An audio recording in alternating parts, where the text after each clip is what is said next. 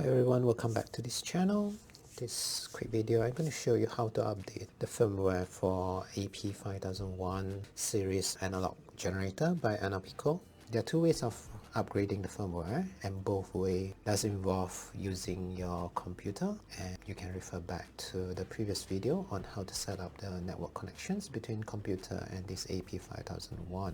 So I'm going to show you how the menu looks like again, because there is no way that you can upgrade the firmware via the front panel, the touchscreen area. So we can scroll through the menu, and there is no options for us to upgrade the firmware through the front panel. So we have CW, sweep, config, it's not there, mode is not there, reference is not there, trigger, and then config again. So we have preset, just sanitize and load. Factory default, the network, display, info, and cell test.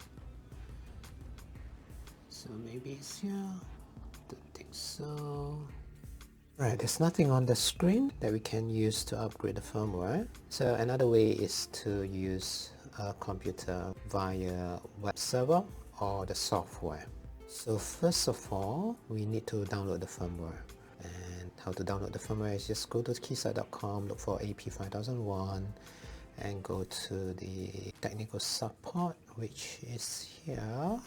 And from technical support, go to the driver firmware tab. This is the firmware, so current version is 1.1.1. The current version for this guy is 1.0.12. Let's download that. Click on that, and then just download. Once we downloaded that firmware, we can use the software, the signal source graphic interface, and we can go to the connections, same as previous video. Then we can go to device and update firmware. So this is one way of doing it. Just highlight this one and then click open. So another way of doing it, similar things to the software. Instead of using the software, we can use the web server. So let's disconnect this first from the software, and then we go to the web server. So for web server, we have to go to setting and then upload firmware. Same thing, just select that firmware that you've downloaded, and then you can open. So once you click open, you upgrade the firmware. Let's try it.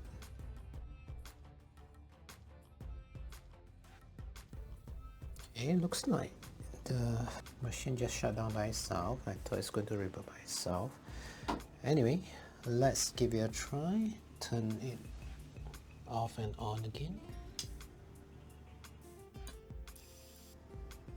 Looks like it's updated, but the screen is not on. Let's try loading the page. Not working.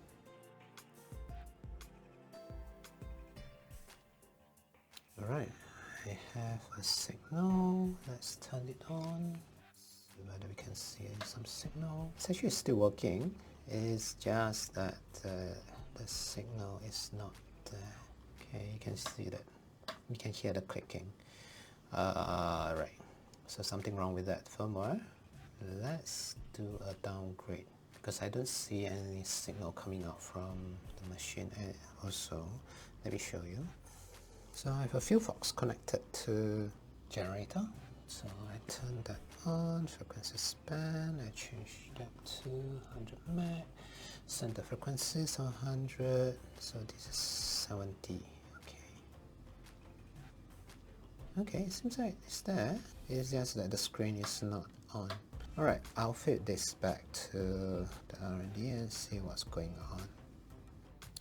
So after tinkering here and there a couple of times with the firmware, I found out the best working way is to use this software instead of the web-based, because one of the challenges is that this web-based has to wait for it to boot up, and then only it will start updating the whole setup again.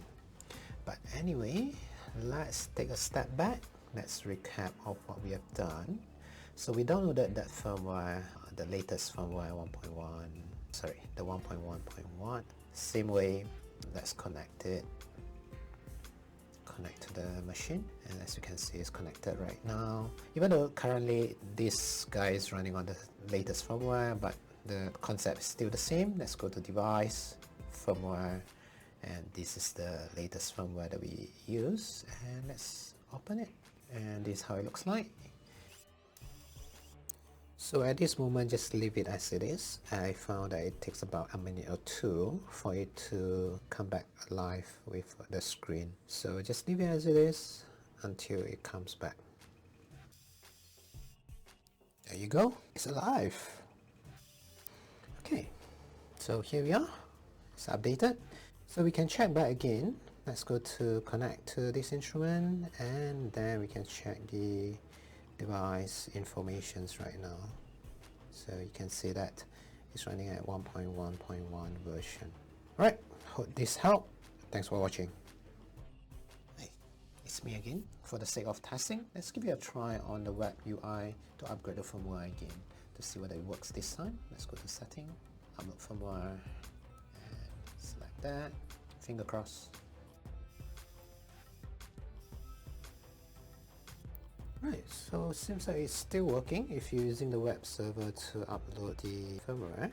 It says that after it rebooted, you can't really log in back because the IP address is not refreshed. What I do recommend is to reboot the machine manually. Just switch off and on again, and you should be able to get back to the web server. Let's give it a try. Okay, let's give it a try. So it works. Sorry, I have to pause for a while because there was a testing out the fire alarm. Anyway, this is the conclusions, and if you really want to test it out, we can push it to the limit, and let's try to upload an older firmware. So let's try uploading an older firmware, then we upgrade it back to version 1.1.1. So we have this one. Alright, this is the version 1.0.10, and let's reboot it so that I can access the web browser. Then we upgrade it back to 1.1.1. So it's the same process, just using the web browser. I'm sure it should work.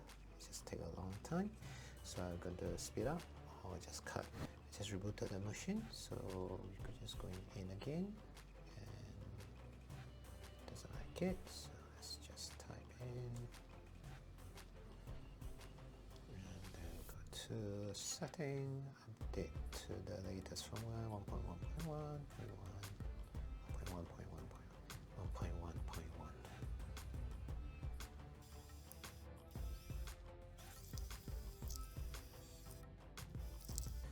Right, it's done now. Everything is done and updated to the latest firmware. It's all good. So in summary, if you want to update the firmware for AP5001 series signal generator, you can either use the web browser or the software. Download the firmware from keysite.com and put in your computer and connect it to the instruments via the Ethernet. Once you've done that, you can either use the web browser or the software to do it. So both works. Again, thanks for watching.